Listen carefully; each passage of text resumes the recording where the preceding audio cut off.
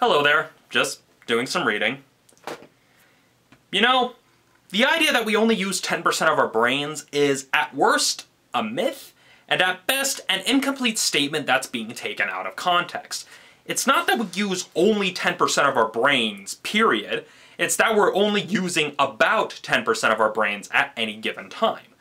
Think about it this way. You're watching this video on your computer, and chances are you have one, maybe two or three programs open.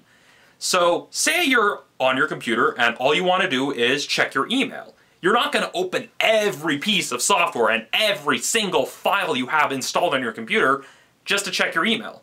At most, you're only going to open either your internet browser or Windows Outlook or whatever the Apple equivalent is, because I don't have an Apple computer, but I digress. Basically, you only use the software that you need to do what you want to do. And the brain works pretty much the same way, only using the parts that are needed for any given moment. If you were to use 100% of your brain 100% of the time, then you basically would have what would effectively happen if you were to use 100% of your muscles all the time. You would effectively tear all the fibers in your arm and then not be able to use it. Except with the brain, it would be a lot worse, as you would effectively have the mother of all migraines combined with the mother of all seizures and effectively end up brain dead.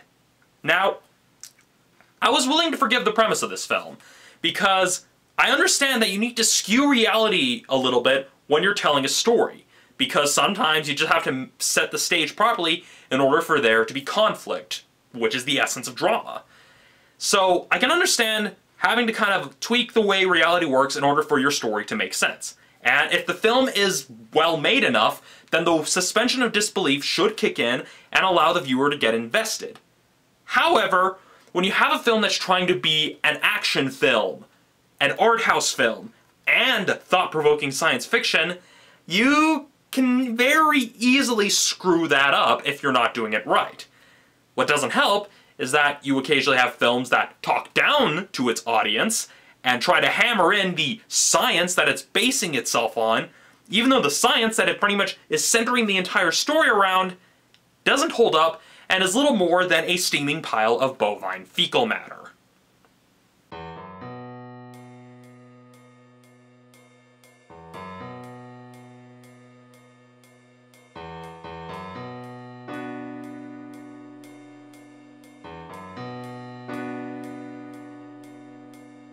Like I mentioned in the introduction, the science in this film doesn't function on any level of logic. It's pretty much just one deus ex machina after another, and what makes it worse is that it gets really pretentious and somewhat preachy about itself. I mean, this is mostly seen through some of the over-the-top, artistic shot and editing choices that just try to beat the symbolism into the heads of its viewers. Yes, we get it. Scarlett Johansson's in a dangerous situation. You don't need to show us like file footage of cheetahs hunting down antelope. We get that she's in a dangerous situation. We get it. We are not that stupid.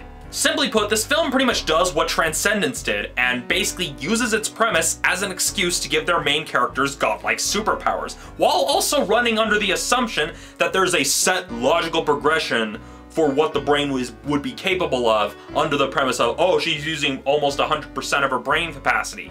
Which, again, does not hold up.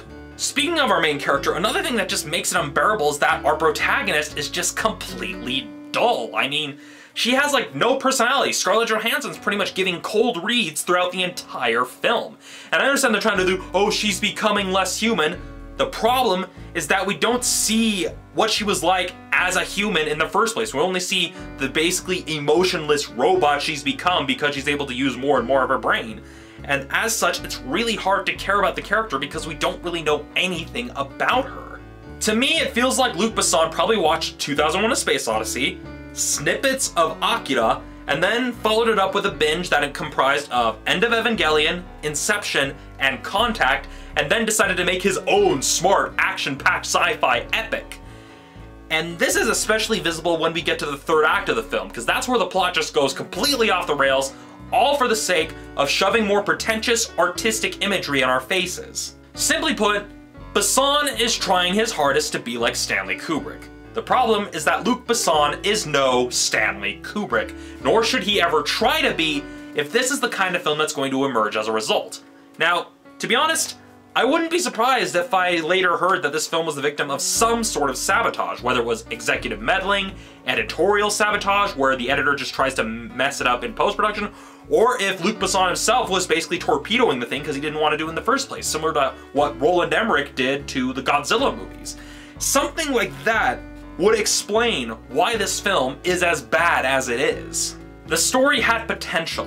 In the right hands, it could have worked.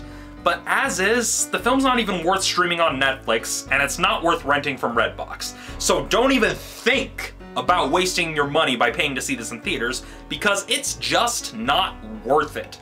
The only accolade that this film has earned for me is the fact that it is only the third film to get the rating that I'm about to give it. That said, Lucy gets a 1 out of 5.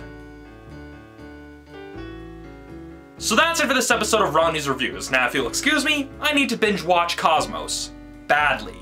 So, thanks for watching, I'll see you all next time.